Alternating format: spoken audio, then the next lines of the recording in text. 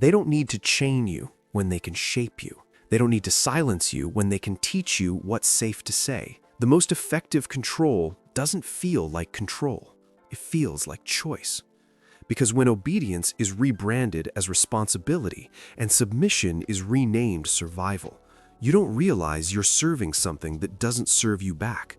You just believe you're doing what's right, even when something deep inside you feels slightly off, but not enough to question it. From a young age, you were taught an invisible curriculum, not the one written in textbooks, but the one hidden between the lines. You were rewarded for compliance, not curiosity, praised when your voice fit the system, and corrected, subtly or directly, when it didn't. This is how the training begins, not just through punishment, but through the promise of belonging. And belonging is powerful. It shapes identity. It influences choices. Every system understands one simple truth. When belonging feels scarce, people will trade freedom just to feel accepted. So you learned early that your worth depends on performance, that love can feel conditional on usefulness, that safety sometimes means staying quiet about certain truths, and that success is defined by standards you never chose, but slowly started believing in. The system didn't invent these beliefs. It simply built a world where they thrive. Because if it can make you chase approval, it never needs to chase you. You'll volunteer your own obedience, not out of force, but out of belief. Over time, people start mistaking power for permission. They assume authority must be earned, that rules always exist for a reason. But even that belief is part of the conditioning, quietly shaping how you see the world without you realizing it. When you're taught that structure equals safety, you begin protecting the very cage you live in. You defend it. You justify it.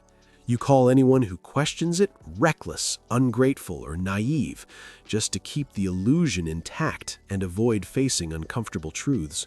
This is how control hides in ordinary logic, in the quiet acceptance of this is just how life works. But it's not life, it's conditioning. A story repeated so often it becomes invisible, blending into your thoughts until it feels like your own. And instead of questioning it, people learn to harmonize with it because silence feels safer than standing out. And over time, that silence becomes identity. You can see it in how people begin policing each other, how ridicule replaces rebellion, how someone trying to heal is labeled too sensitive, how someone asking questions becomes difficult or problematic. This isn't random, it's social enforcement. When the system no longer needs to control you directly, it trains people to control each other. And that's when control becomes almost impossible to detect. And that's when the chains become invisible. They exist in relationships, in expectations, in everyday interactions, so it feels personal, not systemic. You've seen it happen. Someone speaks honestly, and suddenly they lose support, comfort, connection. The system doesn't need to silence them directly. It simply makes sure that silence feels safer than truth and more rewarding in the short term. So people adapt. They perform sincerity instead of feeling it. They smile when they're exhausted, agree when they disagree, present strength while quietly falling apart behind the scenes. This is modern obedience, to appear free while privately collapsing. Every time you shrink your truth to keep the peace, you reinforce a structure that depends on your silence, because unspoken truth creates the illusion that everything is fine. And illusions, not force, are what keep systems alive for so long.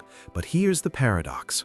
The moment you start to see through it, your own fear tries to pull you back, because fear was always part of the design, quietly guiding your decisions without you noticing. Fear of rejection, fear of failure, fear of being alone, all carefully reinforced to make obedience feel safer than awareness. Generation after generation, people inherit not just trauma, but training. They call it being realistic, being practical, knowing how the world works.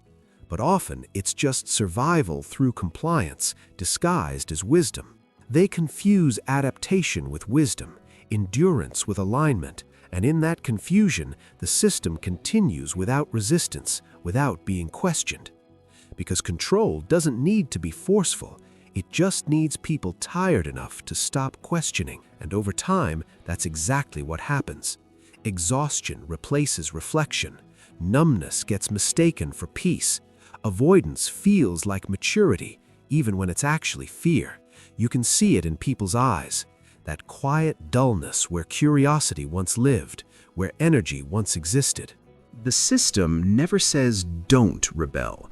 It says rebel safely. It allows expression as long as it doesn't disrupt anything real or meaningful. You can be bold as long as it's acceptable.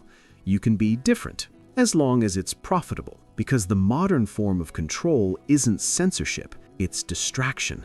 Nothing stops awareness faster than constant noise. The pressure to prove yourself, to stay productive, to keep up, to compete. These aren't just habits. They're conditioning reinforced daily. And over time, people start identifying with their exhaustion. They say, I'm just like this. But in reality, they've forgotten who they were before they were shaped. Somewhere deep inside, that version still exists.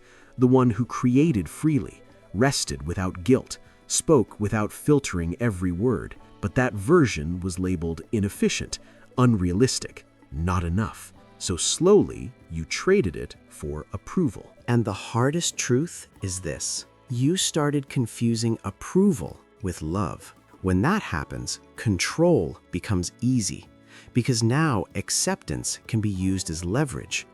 You begin fearing disappointment more than disconnection from yourself. But what if every moment of forced obedience was actually a quiet betrayal of who you are? This is where awakening begins. Not in anger, but in awareness. And sometimes in grief. Grief for how long you followed patterns that were never truly yours. But that grief is important, because once you feel it fully, something shifts inside you. You begin to see clearly without filters. You realize the system survives through belief, and the moment that belief weakens, so does its control. That's when something deeper starts to return. A quieter, more grounded version of you. One that doesn't need permission to exist or validation to feel worthy. And that's what the system fears most. Not loud rebellion, but silent awareness. Because when people wake up internally, control begins to collapse externally. Awakening isn't easy. It's uncomfortable, sometimes isolating. You start seeing how many connections were built on fitting in, not being real. But that discomfort is part of clarity, and clarity is where freedom begins. You stop trying to prove yourself. You stop explaining everything. You stop shrinking yourself to fit expectations. And slowly, you start rebuilding something real, not based on fear, but on truth. You learn to rest without guilt, to speak even when your voice shakes, to exist without constantly measuring your worth against others. And in that process, something powerful happens. You remember that your value was never meant to be earned, that your existence was already enough. And once you truly see that, you can't go back, because you finally understand you were never broken. You were just trained to forget. And remembering is the most powerful thing you can do, because the moment you remember who you are, everything begins to change.